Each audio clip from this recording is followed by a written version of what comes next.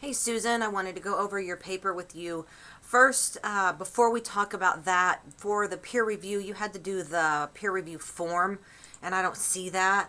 You just put you comments back to them, but there's a form that you are to fill out for that that's posted in that unit.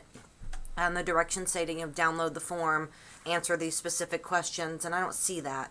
So let's move on here. So make sure you do, for a proper MLA format, you start this up here. You don't have all this extra space. On your first sentence, I would change that because that's not necessarily true. That would be considered a slippery slope. You say it's rarely discussed, and that's actually really not true. Adoption is a pretty popular topic, so I would stay away from saying that comment.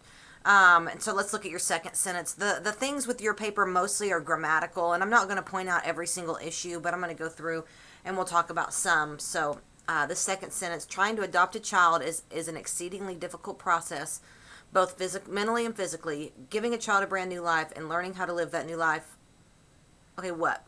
So what you would need to do is finish, or make this one sentence. Trying to adopt a child is an exceedingly difficult process, comma, both mentally and physically, period.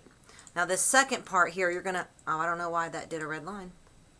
So if you look at that, I have no idea why that put a red line. So then this one right here, you would need to make this grammatically a complete sentence. Right here, this next sentence, learning to live life with a child that has just been adopted and going to work is a struggle. It is very difficult to produce a new schedule to help calm things down, especially when someone is at work all day. So two things, it's really long and wordy, and then you have a comma splice here. That's when you have a complete sentence and a complete sentence, and you just join it with a comma. Let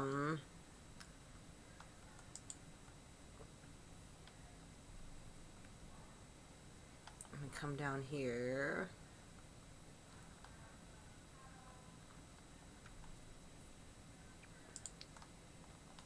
I would say biological instead of pregnant parents, because you don't have pregnant parents, you have a pregnant mother, a pregnant woman. And then you have a lot of this stuff. Shocking, right? Yes, no. Kind of statements like that really change the tone here. So I would get away from statements like that. You do not have a comma before before because.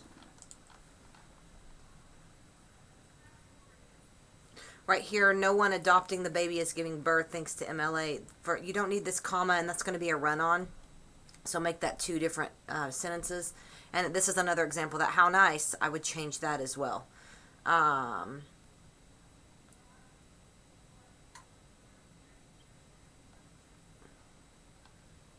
Same here. Fair, right? Like I would change that.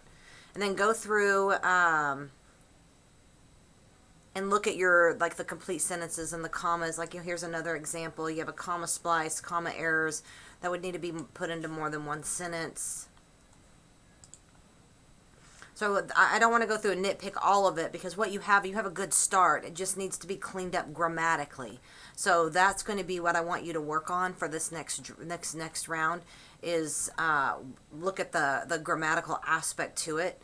And if you want further help on it, I will help you with that. But go through and work on those things, and we will go from there.